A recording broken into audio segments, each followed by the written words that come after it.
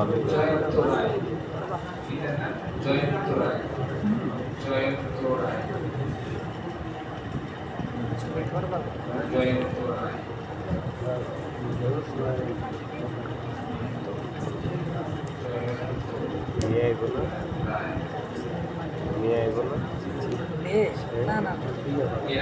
Mobile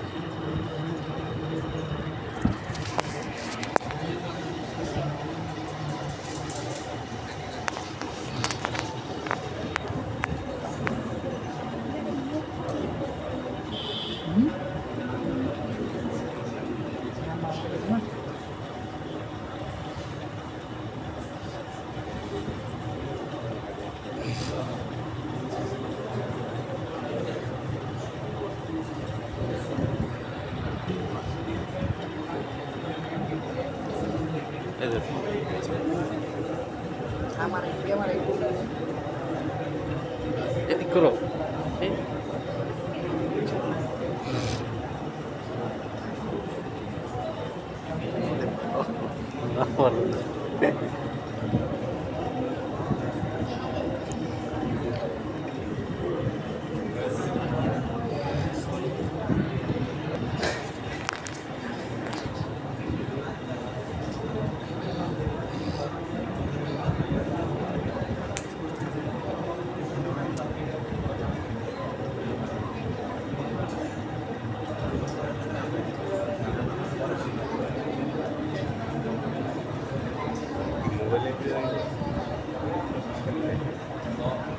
আছে বাইরে বাইরে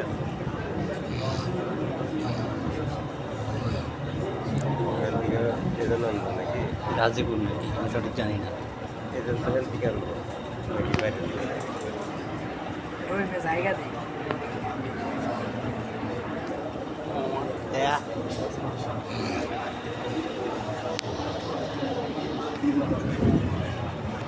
আরে না এরা না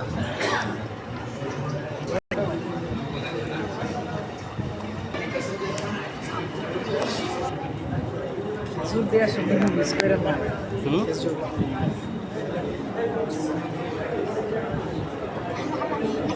हो जाएगा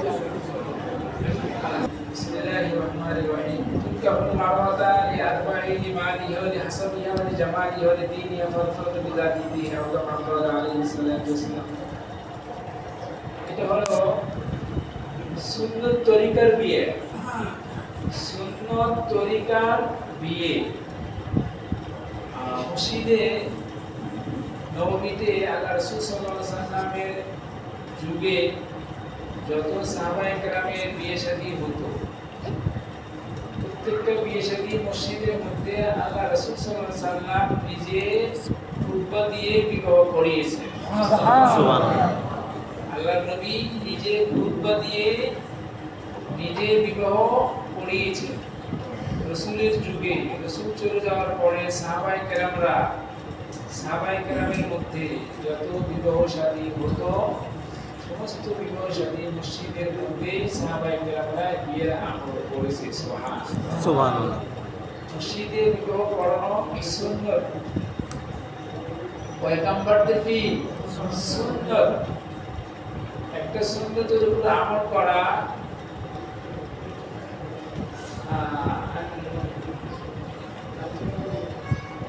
আন্নাসু মামান আহাব্বা, আন্নাসু মামান আহাব্বা।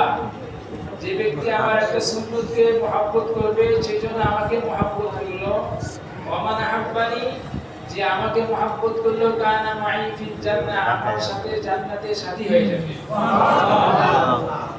এজন্য কমিউনিটি সেন্টারে বিবাহ পড়ালেও বিয়ে হয়ে যাবে, বিয়ে হয়ে যাবে, ঘরে বিয়ে পড়ালেও বিয়ে হয়ে যাবে, তবে সুন্নতের আমল হলো না, সুন্নত তরিকাই হলো না, সুন্নতের পরিপন্থী হলো। এই জন্য আমরা একটা সুন্নতের উপর আমল করব মসজিদে বিবাহ করার মাধ্যমে ইনশাআল্লাহ। ঠিক আছে না ইনশাআল্লাহ? আমরা যারা বিবাহ করছি তারা তো করেই ফেলছি, কেউ মসজিদে করছি, কেউ বা বাড়িতে করছি, ঘরে বসে করছি, কেউ বা কমিউনিটি সেন্টারে পড়েছি।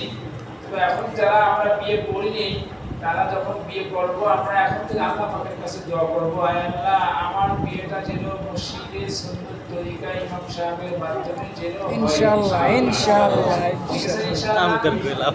আল্লাহ পাক যেন কবুল করে বলে আমিন। আমিন। তো এটা হলো সুন্নত তরিকার বিয়ে। বিশেষ করে যে ছেলে আর মেয়ে বিবাহ বন্ধনে এখনই আবদ্ধ হবে, এই ছেলে আমরা সবাই জানি ছেলে হলো নও-মুসলিম। একটা নও-মুসলিমের কত দাম তাকে আপনারা জানেন? আমার আপনার কিন্তু অনেক গুনাহ আছে, জীবনে অনেক গুনাহ করে ফেলেছি। এই নও-মুসলিম এই আব্দুল্লাহ ছেলে, এই ছেলেও জীবনে অনেক গুনাহ করছে। তবে আজকে যখন সে জোহরের নামাজের সময় আপনাদের উপস্থিতিতে যখন সে দিল থেকে অন্তরের থেকে কালেমা তৈবা পাঠ করছে, কালেমা শাহাদাত পাঠ করছে এবং আল্লাহ এবং আল্লাহর রাসূলকে বিশ্বাস করছে, ফেরেশতাকে বিশ্বাস করছে, আসমানি কিতাব সমূহকে বিশ্বাস করছে, পরকালকে বিশ্বাস করছে, জান্নাত জাহান্নামকে বিশ্বাস করছে, ভাগ্যের ভালো মন্দ যাহা কিছু হয় ওই আল্লাহ পাকের পক্ষ থেকেই হয়, এটার উপর বিশ্বাস করছে, মৃত্যুর পর পুনরায় আবার জিন্দা হইতে হবে তার উপর সে বিশ্বাস করে ঈমান এনেছে। ঈমান আনার কারণে, কালেমা পড়ার কারণে পিছনের সারা জীবনের গুনাহ আল্লাহ ওকে মাফ করে দিয়েছে। নিষ্পাপ। এখন আমাদের মধ্যে আমাদের তো সবারই গুনাহ আছে, কিন্তু এই আব্দুল্লাহ আর কোনো গুনাহ নাই। সাহাবায়ে কেরামরা মানে মুসলমান হওয়ার আগে যত গুনাহ ছিল, যখনই কালেমা পড়ছে নবী সুসংবাদ দিয়েছে, ও সাহাবী তুমি যখন কালেমা পড়ছো তো আল্লাহ পাক সারা জীবনের গুনাহ তোমার মাফ করে দিয়েছে। একজন সাহাবী ছিল, তার নাম দেহিয়াতুল কলবি। সে তার একটা মাত্র মেয়ে ছিল। জাহিলিয়াতের যুগে মেয়েদেরকে জিন্দা কবর দিত। নাউজুবিল্লাহ। মেয়েদেরকে কি দিত? জিন্দা কবর দিত। এটা কি এটা একটা সহজ বিষয়? জিন্দা কবর দেওয়া, বাপ হয়ে মেয়েকে কবর দেওয়া। ডাক দিব না, বাবা তুমি আমাকে এইভাবে জিন্দা কবর দিও না, তুমি আমাকে মারিও না, তুমি আমাকে হত্যা করিও না, জীবনে কোনোদিন তোমাকে আমি বাবা বলে ডাক দিব না, তুমি আমাকে মারিও না। ইয়া রাসূলুল্লাহ, নিষ্ঠুর বাবা আমি, আমার একটু মায়া লাগে নাই, একটু মহব্বত হয় না মেয়ের প্রতি, স্নেহ মায়া মমতা কিচ্ছু হয় নাই। আমি মেয়েটাকে পাথর মেরে বুকটা ফাটিয়ে মাথাটা ফাটিয়ে আমি এরকম তাকে জিন্দা কবর দিয়ে চলে এসেছি। ইয়া রাসূলুল্লাহ, আমার মনে হচ্ছে সব গুনাহ মাফ হয়ে গেছে, তবে এই গুনাহটা মনে হয় মাফ হয় নাই। এই কথা বলার পরে আল্লাহ রাসূল সাল্লাল্লাহু আলাইহি সাল্লামের চোখ থেকে ঝরঝর করে পানি পড়তেছিল আর বলছিল, কি মানুষ কি এত নিষ্ঠুর হতে পারে, নিজের মেয়েকে এভাবে জিন্দা কবর দিতে পারে, মানুষকে নিষ্ঠুর কাজ করতে পারে। তবে শোনো দেহিয়া, তুমি যখন কালেমা পড়ে নিয়েছো, তো আল্লাহ রাব্বুল আলামিন এই কালেমার বিনিময়ে তোমার এত বড় গুনাহটা আল্লাহ মাফ করে দিয়েছে। সুবহানাল্লাহ। আব্দুল্লাহ যখন কালেমা পড়েছে, কালেমা যখন আজকে পড়ছে, ওর সারা জীবনের গুনাহ আল্লাহ কি করে দিয়েছে? মাফ করে দিয়েছে। আব্দুল্লাহর জন্য আমরা দোয়া করব, ওর ঈমান যেন আল্লাহ মজবুত করে দেন। আমিন। সাহাবী ওয়ালা ঈমান, নবী ওয়ালা ঈমান, সাহাবীদের এই যে ঈমান ছিল, মজবুত ছিল, এরকম মজবুতি ঈমান যেন আল্লাহ পাকে আব্দুল্লাহর দিলের মধ্যে আল্লাহ যেন নসিব করে। সবাই বলে আমিন। আমিন। আব্দুল্লাহর জন্য দোয়া করব, আল্লাহ যেন ওর হালাল কামাইয়ের মধ্যে, ওর দাম্পত্য জীবনের মধ্যে আল্লাহ যেন সুখ শান্তি ভরপুর করে দেয়। বলে আমিন। ওটা মুসলিম ছিল, আমাদের একটা মুসলিম পরিবারের এক মেয়ের সাথে ওর সম্পর্ক ছিল। সেই মেয়ের সাথে এখন আমরা বিবাহ বন্ধনে আবদ্ধ করে দিব। তারপরে এফিডেভিট হবে সরকারিভাবে আগামীকাল, আল্লাহ তৌফিক দিলে আমাদের অ্যাডভোকেট বিনুল সাহেব সরকারিভাবে এফিডেভিট করবে এবং কাজী দ্বারা বিয়েটা রেজিস্ট্রি হবে। এখন আমরা শরীয়তের বিধান অনুযায়ী, ইসলামের তরিকা অনুযায়ী, সুন্নাত তরিকা অনুযায়ী মসজিদে ইমাম সাহেবের সাথে এরকম মুসল্লিয়ানে কেরামের উপস্থিতিতে, ওর বন্ধু মহলের উপস্থিতিতে, ওর বন্ধু মহল অনেক চেষ্টা করছে বিবাহ বন্ধনে আবদ্ধ করার জন্য, আত্মীয়তা সম্পর্ক গড়ে ওঠানোর জন্য অনেক চেষ্টা করছে। আল্লাহ তার বন্ধু মহলকে যেন খাইরে বরকত নসিব করে। বলে আমিন। যে কোম্পানিতে চাকরি করে সেই কোম্পানির ডিরেক্টর উনিও জিম্মাদারি নিয়েছে, এই ছেলে আর মেয়ে বিবাহ বন্ধনে আবদ্ধ করবো আমরা, এই যে একটা চেষ্টা করছে ফিকির ঠিকই করেছে। ডাইরেক্টরকে আল্লাহ পাক বরকত নসিব করে। বলে আমিন। বিশেষ করে বন্ধু মহলকে যেন আল্লাহ পাক হেদায়েত নসিব করে। বলে আমিন। আল্লাহ পাক এই ছেলে আর মেয়ের এরকম দাম্পত্য জীবন যেন আল্লাহ পাক সুখ শান্তি আল্লাহ পাক যেন দান করে। সবাই বলে আমিন। আমিন। ইয়া করছে, অনুমতি দিয়েছি, কবুল বলছে। জি।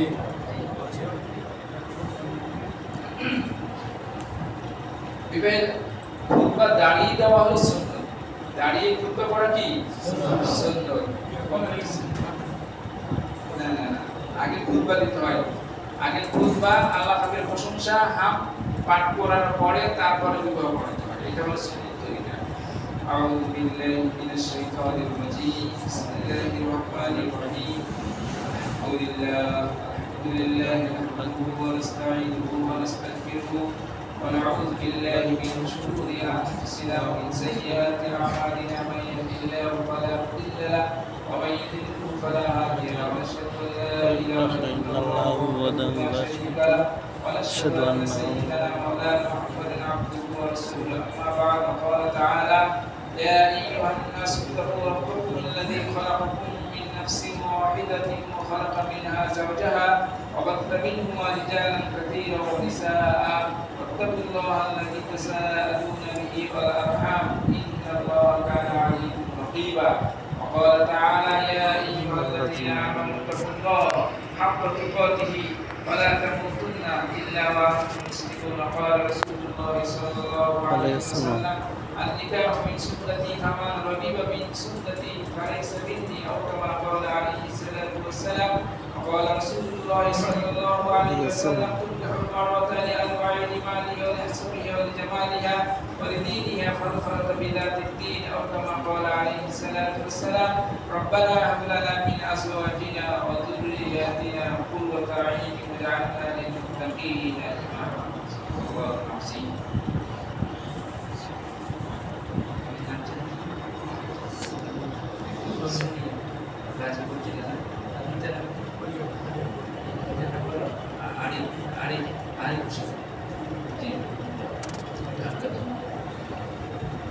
أعوذ بالله من الشيطان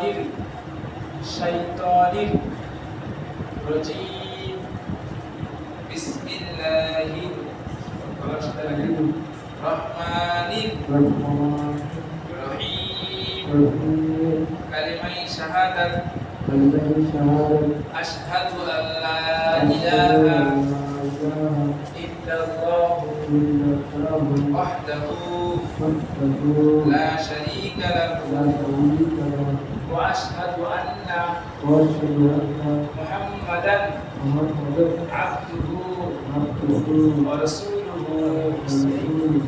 آمنت بالله আমি ঈমান আনিলাম, বিশ্বাস করিলাম অন্তর দিয়ে আল্লাহ পাকের উপর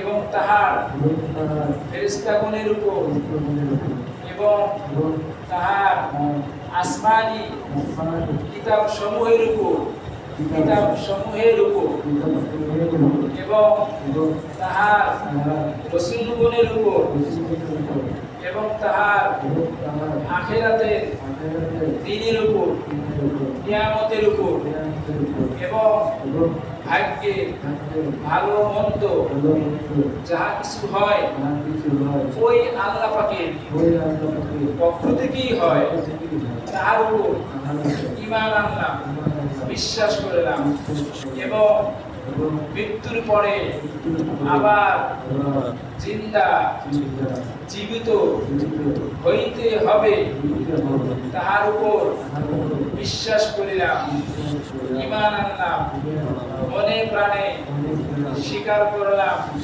বিশ্বাস করিলাম এবং জানিয়া বুঝিয়া কোন ফরজ নামাজ কাজা করিব না ইনশাআল্লাহ। আমিন আমিন সুম্মা আমিন। আমিন। গাজীপুর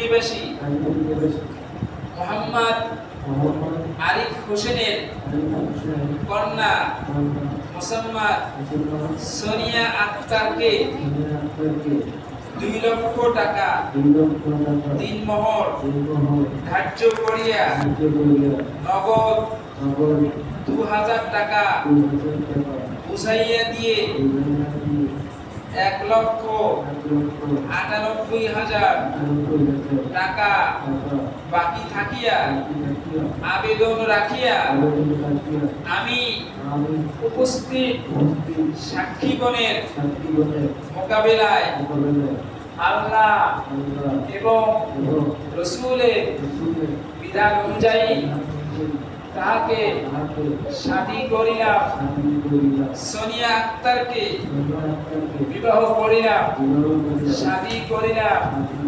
কবুল কবুল কবুল আলহামদুলিল্লাহ।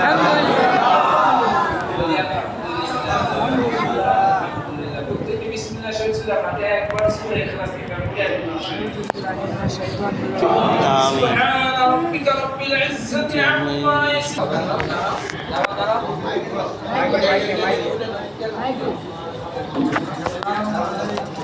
আসসালামু আলাইকুম। ওয়া আলাইকুম আসসালাম। কিছু নামে হাত